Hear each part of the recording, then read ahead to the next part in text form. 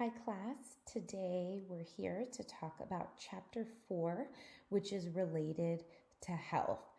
So we've got several different kind of sub-chapters in this group kind of to talk about, and I want to go over at least the first part today.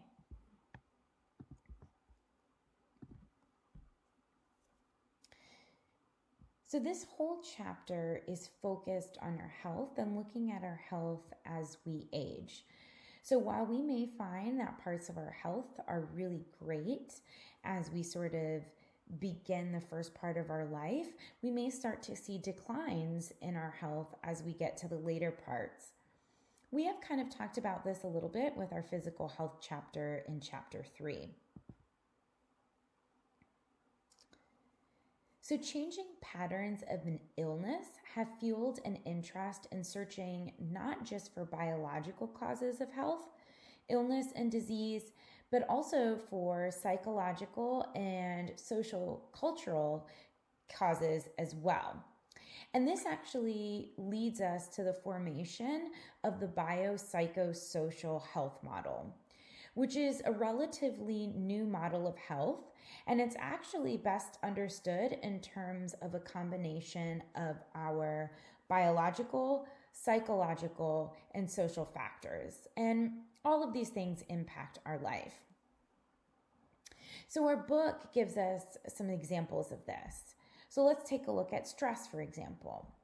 Well, the response that an individual has to the circumstances and events called stressors, right, that threaten them and tax their coping abilities might influence a person differentially.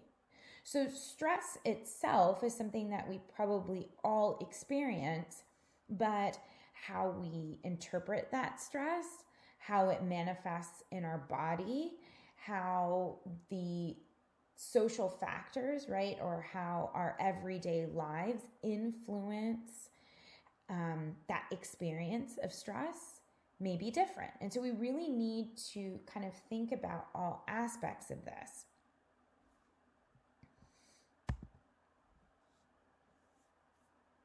Children's health is something of utmost importance.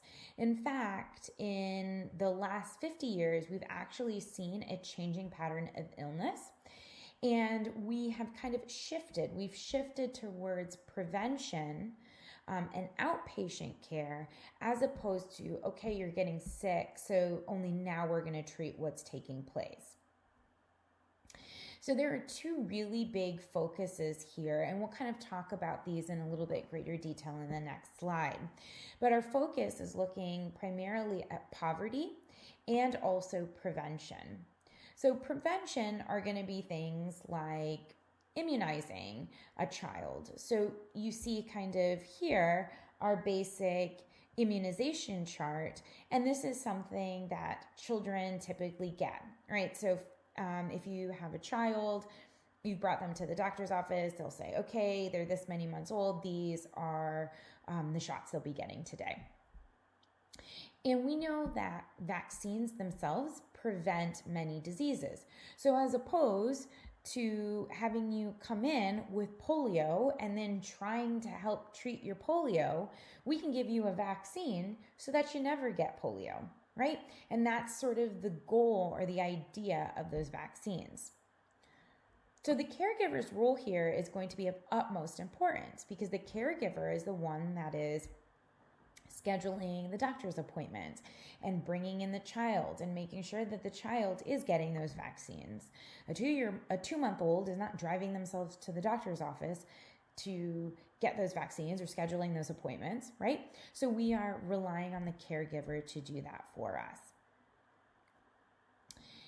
So, another way we kind of think about caregivers is not simply just bringing the child to get those vaccines, but for example, a child who's exposed to tobacco smoke in the home is likely to develop wheezing symptoms and asthma as compared to children that are living in non-smoking homes, right? So it's not just the parents ensuring that the child is getting adequate health care, it's also what types of environments that they're exposing the child to in the first place. So this is really important to consider, the role that caregivers have in one's health. Poverty is a special concern. We know that at least a minimum of 7% of U.S. children receive no health care at all. We do have programs that are in place for children to be able to qualify for free or reduced health care. It's time consuming. Parents would need to fill a lot of paperwork. Sometimes they have to jump through a lot of hoops to get it. And so, the result might be that children don't have some of the health care that they need. Approximately 11 million preschool children in the United States are malnourished.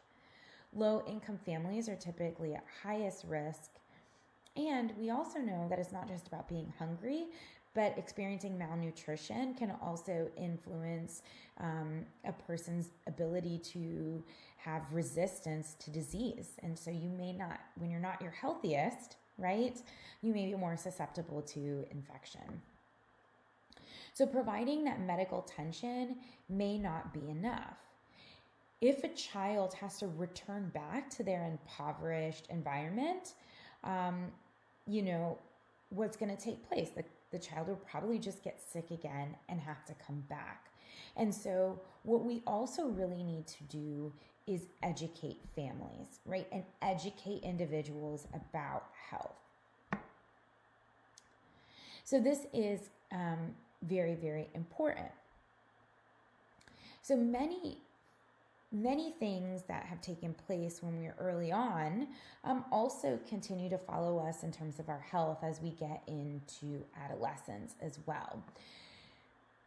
So believe it or not, our health in adolescence is very crucial because we are at the peak of our physical health when we are in adolescence, and those habits that we form while we're in those teenage years actually follow us into adulthood. So the ways in which we view food, the types of food that we're eating, the amount of exercise that we are engaging in, all of these things are habits that are being set for us in adolescence and then will continue forward as we move into adulthood. We can also think about health services as well. So the use of physicians, we do see a difference in kind of the rates that adolescents are using. Doctors are going to doctors. A lot of this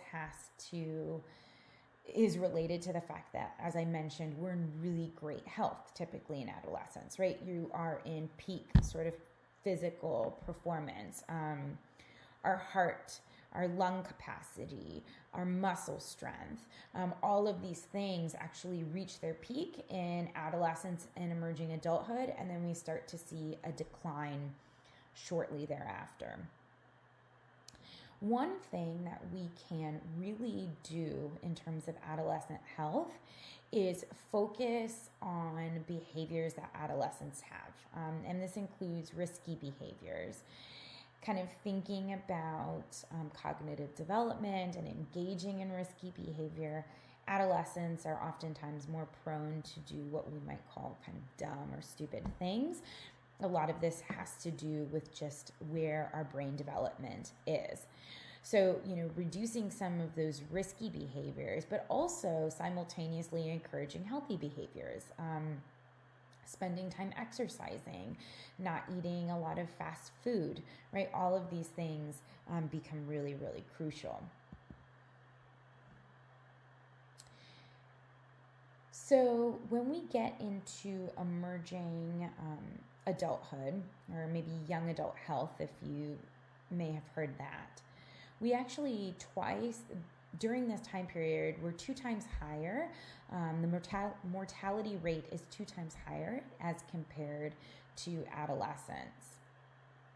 Males are actually typically responsible for this higher mortality rate. And you can kind of see this difference here, right? The difference between females and males between 12 to 17 and then 18 to 24. So we're seeing kind of a jump, but that jump is between these two ages really accounted for by males. And the biggest sort of contributor here is unintentional injuries. Now, most emerging and young adults have very few chronic health problems. They know how to stay healthy, but when we get to emerging adulthood, we might be actually adopting some of these unhealthy lifestyles that we had kind of starting in adolescence.